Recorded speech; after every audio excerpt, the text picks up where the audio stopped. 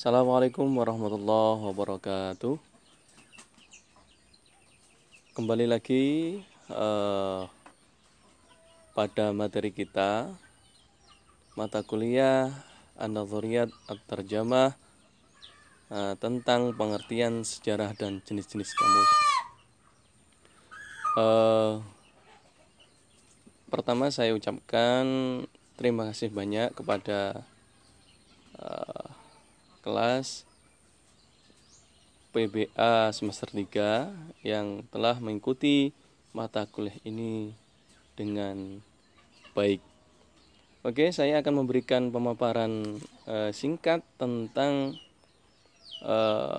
tema kita yang keempat ini, tentang pengertian sejarah dan jenis-jenis kamus. Yang pertama, pengertian kamus dan sejarahnya. Secara bahasa, kata kamus itu berasal dari bahasa Arab, yaitu komus, ya. Yang kata tersebut berasal dari bahasa Yunani, yaitu okkanus, yang berarti lautan atau samudra. Adapun pengertian kamus menurut ilmuwan Ahmad Abdul Ghafur Attar, yaitu buku yang memuat kosakata bahasa yang disertai penjelasan dan interpretasi atau penafsiran makna dari kosakata tersebut. Ya. Kata-kata itu disusun dengan sistematika tertentu, baik berdasarkan urutan huruf hijaiyah atau lafal ataupun tema, ya, atau makna. Nah, ini menurut kamus menurut Ahmad Abdul Ghafur Attar. Mungkin teman-teman sekalian sudah tahu ya bahwa jenis-jenis kamus itu banyak ya. Yang kalau kita lihat bahwa kamus-kamus yang ada di yang dimiliki oleh antum semuanya ya, itu diantaranya Al-Munawwir, ada juga Al-Bisri, ada juga Al-Manan, wa ghairu dzalik ya. Itu secara bahasa ya. Kamus itu adalah dari bahasa Arab komus ya, dari bahasa Yunani okkanus yang berarti lautan atau samudra. Kemudian menurut WJS Purwadarminta, kamus itu adalah ya, kitab yang berisi keterangan arti kata-kata ini. Jadi kitab yang berisi keterangan arti kata-kata. Menurut C.L. Barnard, ya, definisi kamus adalah sebuah buku yang memuat kosakata pilihan, ya, yang umumnya disusun berdasarkan urutan alfabet. Ya, ini. Rangkaian kata-kata itu dengan disertai penjelasan maknanya dan informasi lain yang berhubungan dengan kosakata. Penjelasannya menggunakan bahasa yang sama dengan kosakata tersebut maupun dengan bahasa selainnya. Ini menurut C.L. Barnard. Ya, ini. Kita lanjutkan kembali. Ini istilah yang berkaitan dengan kamus itu ada leksikon, adalah kosakata, kamus sederhana atau merupakan daftar istilah dalam suatu bidang yang disusun berdasarkan alfabet dan di dalamnya terdapat penjelasannya. Adapun kegiatan penyusunan kamus yaitu disebut leksiografi, dan orang yang menyusun kamus itu disebut leksiograf, dan ilmu tentang kamus sendiri namanya leksikologi. Sedangkan ilmuwan atau orang yang mendalami ilmu kamus disebut leksiolog. Ini. Jadi kita pernah ya ada namanya buku tentang leksikologi. Jadi buku ini tentang buku perkamusan. Ada beberapa istilah dalam bahasa Arab yang dipakai untuk menyebut kamus. Di antaranya adalah mu'jam, qamus, fihris, mausungah, dan mursid. Nih, kata mu'jam dan kamus sampai saat ini dianggap sebagai dua istilah yang bersinonim.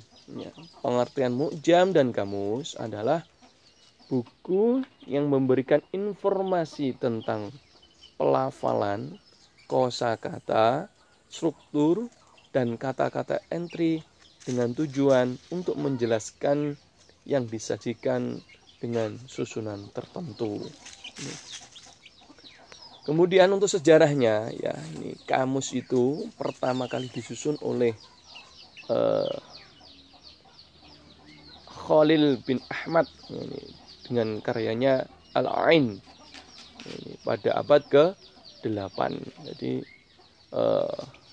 Jadi pada saat kamus itu muncul pertama kali ya pada, kalau di Indonesia ini ya munculnya pada Islam masuk di Indonesia pada abad pertama Hijriah atau pada abad 8 Masehi. Nih, kemudian disusul oleh ilmuwan ya, Al-Jauhari ya, Jauhari ini dengan judul As-Sihah. Kemudian disusul Lisanul Arab yang disusun oleh Ibnu Manzur, dan juga ada Al-Qamus disusul Al-Fairuzabadi, dan At-Taja'arus oleh Al-Zabidi. Ini awal-awal munculnya pembukuan kamus ya, dari seorang pemerhati kamus sendiri ya. Saya lanjutkan tentang sejarahnya. Kemudian jenis-jenis kamus dan cara menggunakannya. Penerjemah itu perlu mengenal dengan akrab ya berbagai kamus dan penggunaannya.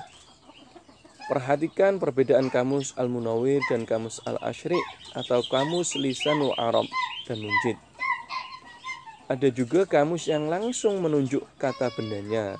Namun ada pula kamus yang penggunaannya dengan memperhatikan urutan hijaiyah di belakang kata, seperti dalam kamus Lisanul Arab. Bagi seorang penerjemah mutlak ya, mengenal dan mencintai serta memiliki kamus. Jadi seorang penerjemah Arab ke bahasa lain atau bahasa Indonesia ke bahasa sasaran, ini harus memiliki sebuah kunci yang namanya komus. Memiliki kamus ini untuk apa tujuannya? Untuk mempermudah mencari arti kata. Tetapi jika sama sekali seorang penerjemah tidak menemukan artinya dalam kamus, maka penerjemah dapat melakukan analisis struktur kalimat keseluruhan atau bertanya kepada yang ahlinya dan mengungkapkannya dalam bahasa yang cermat sedapat mungkin, dan dengan cara menambah ataupun memberikan makna dengan sesuai dengan kata yang ada dalam kalimat tersebut. Kemudian ada beberapa kamus ya dan cara penggunaannya. Di antaranya kamus ya, jenis kamus eka bahasa ya, satu bahasa seperti Munjid. Ya. Munjid ini cara penggunaannya di antaranya pencarian katanya dilakukan berdasarkan alfabet Arab dan berdasarkan kata kerja dasar. Maknanya juga diartikan dalam bahasa Arab juga. Kemudian yang kedua, kamus dwibahasa. Misalnya kamus Indonesia Arab Al-Munawwir. Kata-katanya tersusun secara alfabetis, juga disusun berdasarkan kata kerja dasar Indonesia dan artinya menggunakan bahasa Arab. Yang ketiga, kamus tiga bahasa, yaitu kamus Arab, Indonesia, Inggris. Al-Fikr namanya ya. Kamus yang disusun secara alfabetis, tetapi pencarian katanya tidak seluruhnya menggunakan kata kerja dasar, melainkan kata benda yang dituju langsung. Yang keempat, kamus istilah untuk bidang pendidikan atau biasa disebut dengan Dictionary of Education. Kemudian yang kelima, kamus 3 bahasa lainnya yang terdapat dalam The Unified Dictionary of Linguistic Communication Term, English, French, and Arabic. Ini beberapa jenis kamus dan cara penggunaannya. Saya lanjutkan sebagai contohnya ya. Ini penggunaan kamus Al-Bisri ya, mungkin teman-teman sekalian khususnya jurusan bahasa Arab ini pasti memiliki sebuah kamus, yaitu kamus Munawir atau Al-Bisri. Ini contoh saja kamus Al-Bisri. Penggunanya bagaimana? Satu, tujuannya untuk apa? Untuk mencari kata dalam kamus ini ya, mula-mula harus diketahui asal katanya. Misalnya kata maktabun ya, ini harus dicari asal katanya kataba. Ini seperti halnya apa ya, yang lain lah ya, contoh yang lain ya, seperti dari kata kerja mangsurun. Nah ini asal katanya apa? Nasoro. Nah, ini kata dasarnya dari fi'il madhi.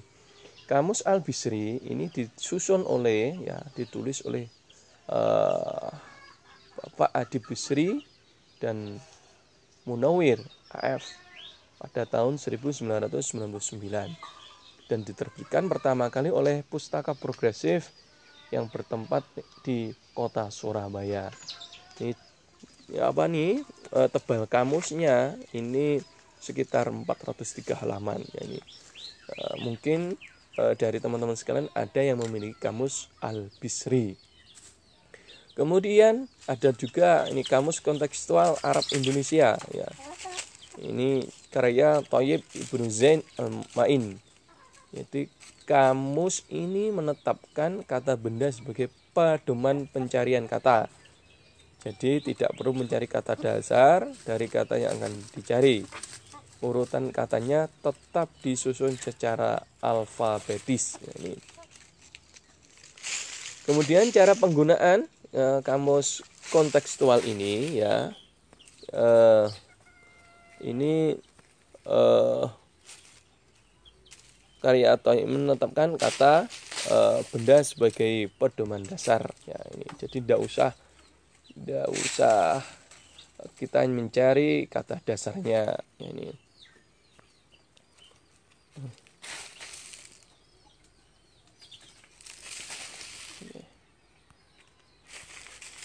Itu tentang beberapa materi yang sudah saya sampaikan tentang pengertian, sejarah dan penggunaan serta jenis-jenis kamus ya. Ini terima kasih ya, ini penjelasan singkat dari saya. Semoga memberikan pencerahan bagi kita, memberikan manfaat kepada kita khususnya jurusan pendidikan bahasa Arab semester 3. Saya akhirul kalam, wallahu muwaffiq ila aqwamit thoriq. Wassalamualaikum warahmatullahi wabarakatuh.